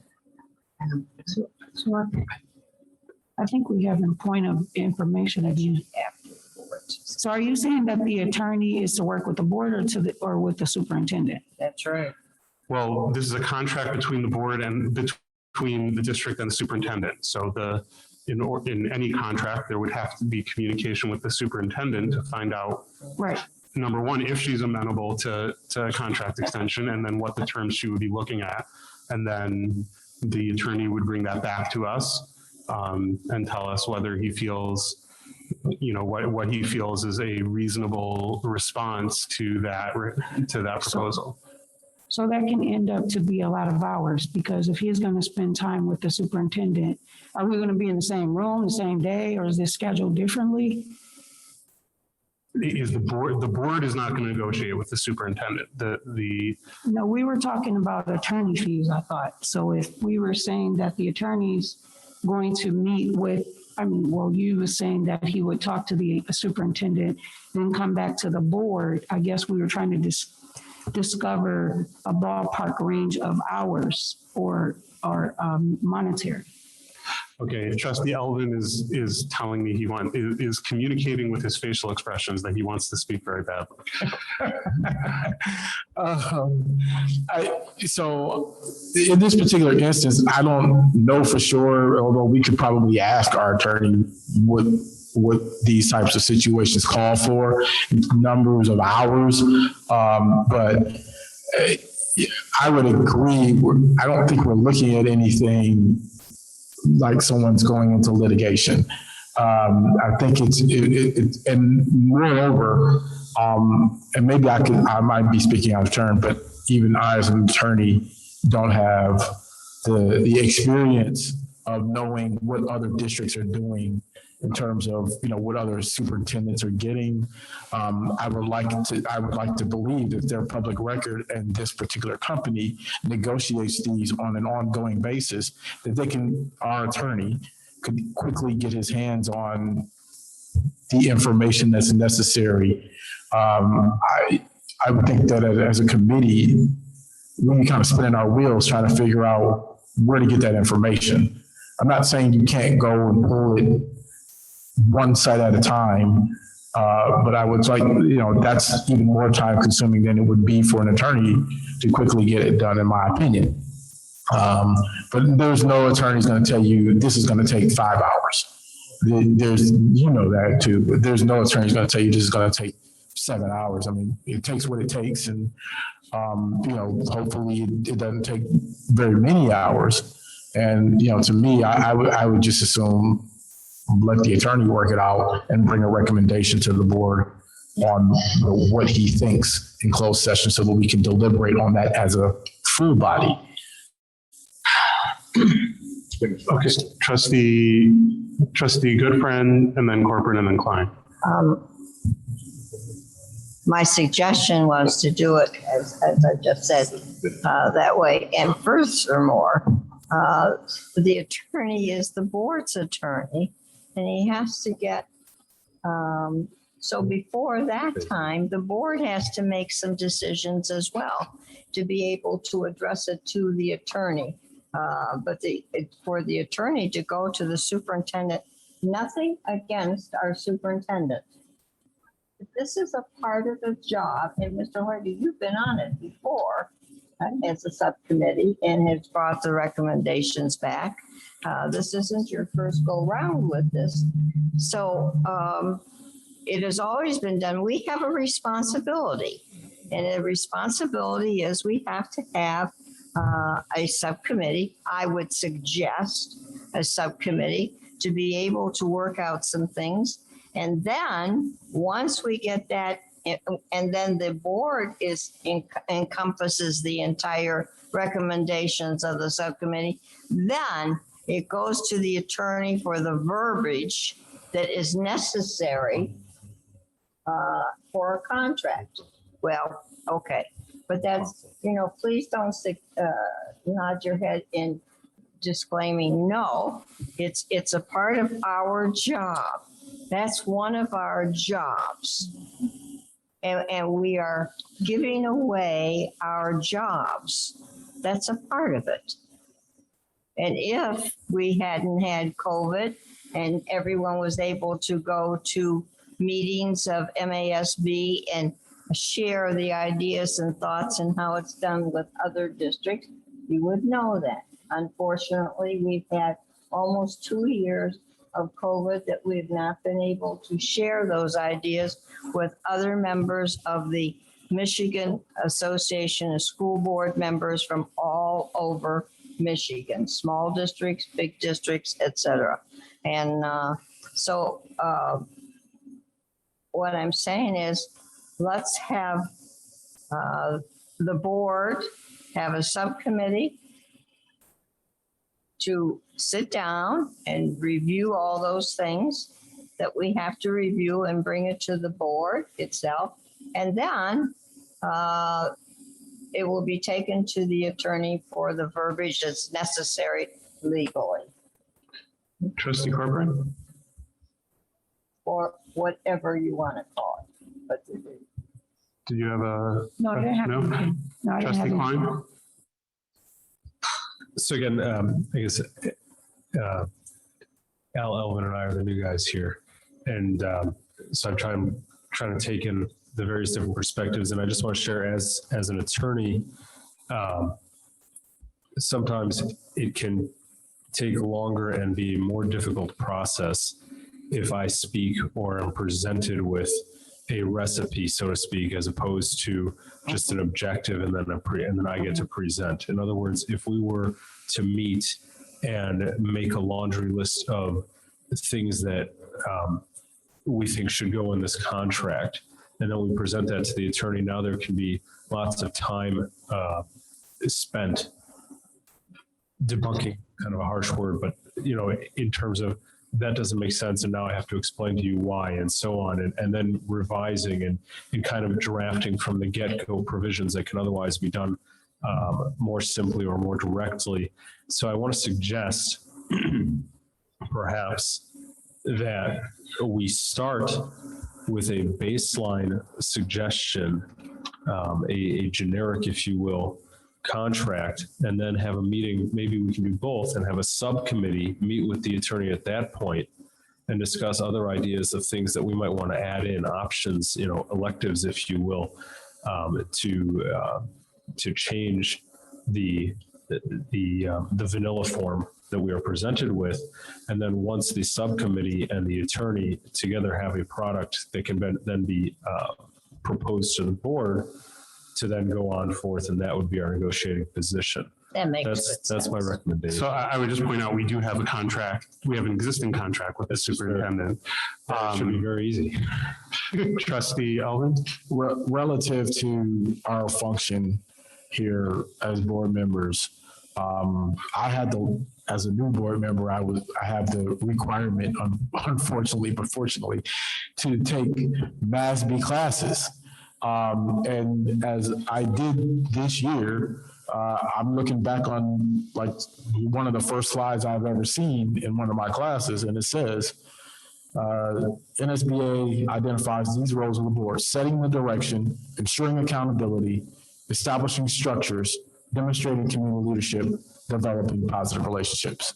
My concern with that is that it doesn't stipulate that our requirement is to get in the legal weeds of negotiating. And so that's why I lean more toward delegating that responsibility, but also in conjunction with discussion with the whole board, not necessarily a committee of the board, because let's face it, if we have a committee that's going to be 3 people, and they're going to, quite honestly, based on what I've seen at least, there'll be people who aren't chosen, and they're not going to be happy about that. And so it's my thing is have the lawyer do our bidding for us and report back to all of us so that we can all understand where we are and provide input to the attorney and hear the attorney's feedback as it relates to the input that we're providing, because that's what the attorney does for a living. I don't even negotiate day in and day out. And so I would prefer to have somebody who's more seasoned in this part of law than even to me to be a part of that as a committee member trying to do it on our own. That's just my take on it. Okay, any other discussion? All right, so is there a motion that someone would like to make as far as how to proceed? Yeah, Trustee Smith? I'd like to make the motion that we refer the negotiation of the superintendent's contract extension to our lawyer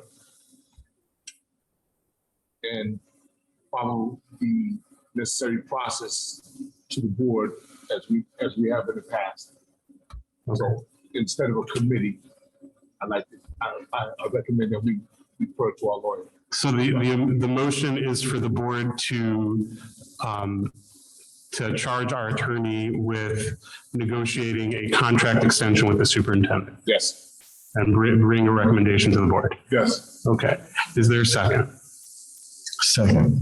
Moved by Trustee Smith, supported by Trustee Elvin. Are there any questions on the motion?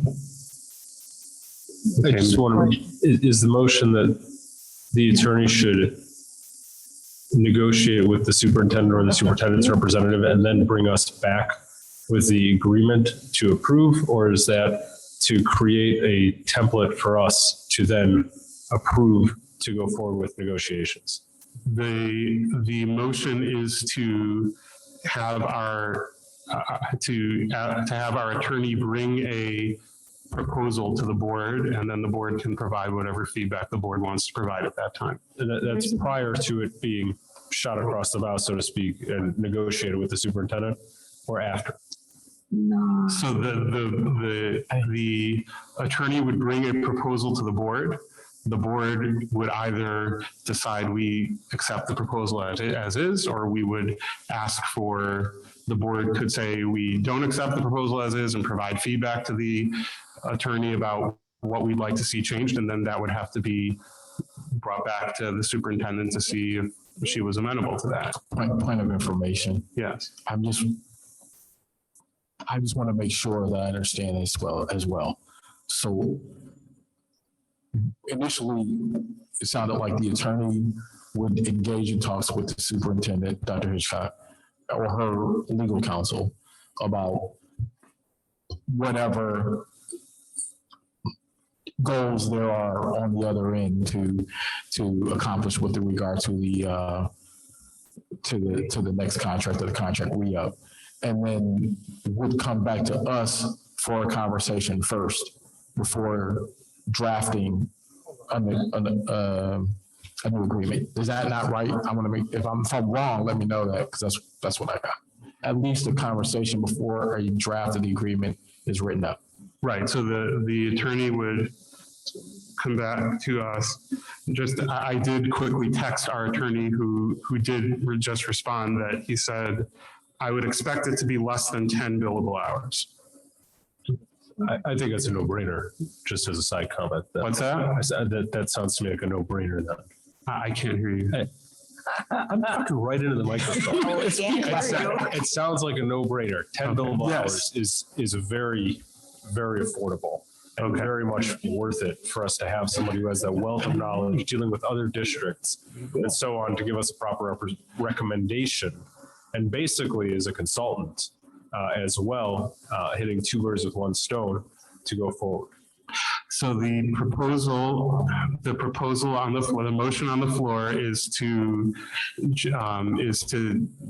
the board to charge, to direct our attorney to negotiate a contract extension with the superintendent and bring a proposal back to the board.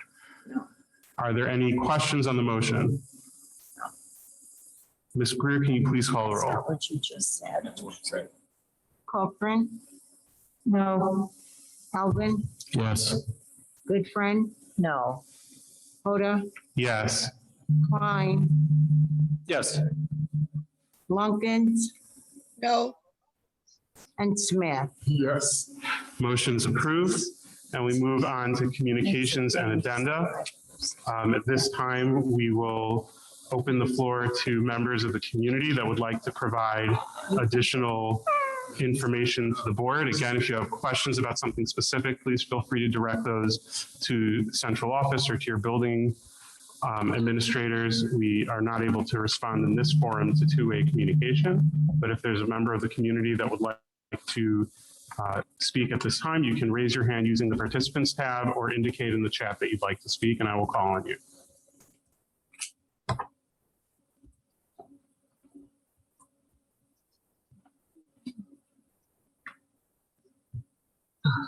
And seeing nothing from the community, is there any additional communications or addenda from members of the board? Oh, yes, I have. Trustee Corcoran. Oh, Jesus.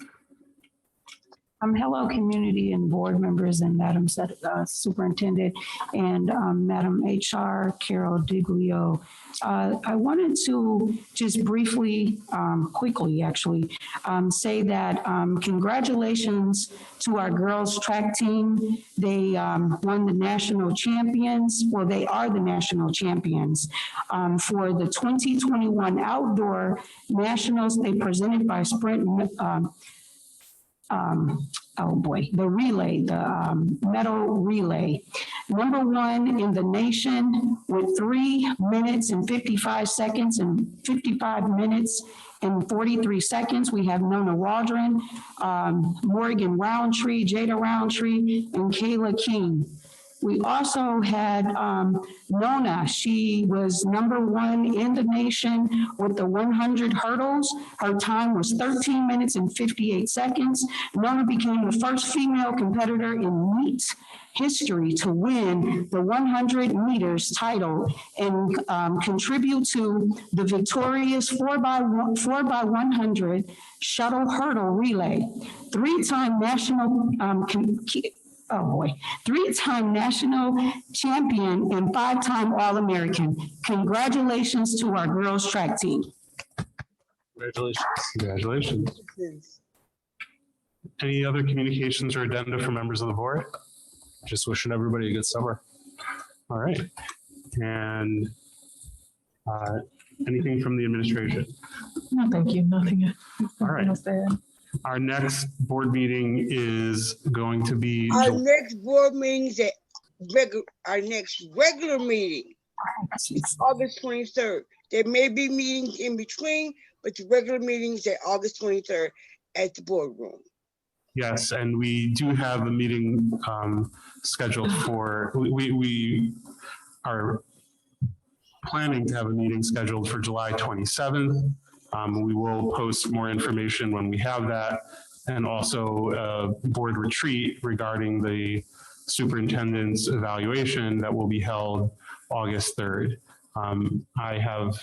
I will be with my family on vacation during that week, so I will not be able to participate in the board retreat, but I trust everyone will do well, and Trustee Alvin has agreed kindly to fill in my place for that meeting and serve as chair of the meeting. If there's nothing else, we will adjourn the meeting if there is unanimous consent. Any objection? The meeting is adjourned at 9:12. Thank you, everyone.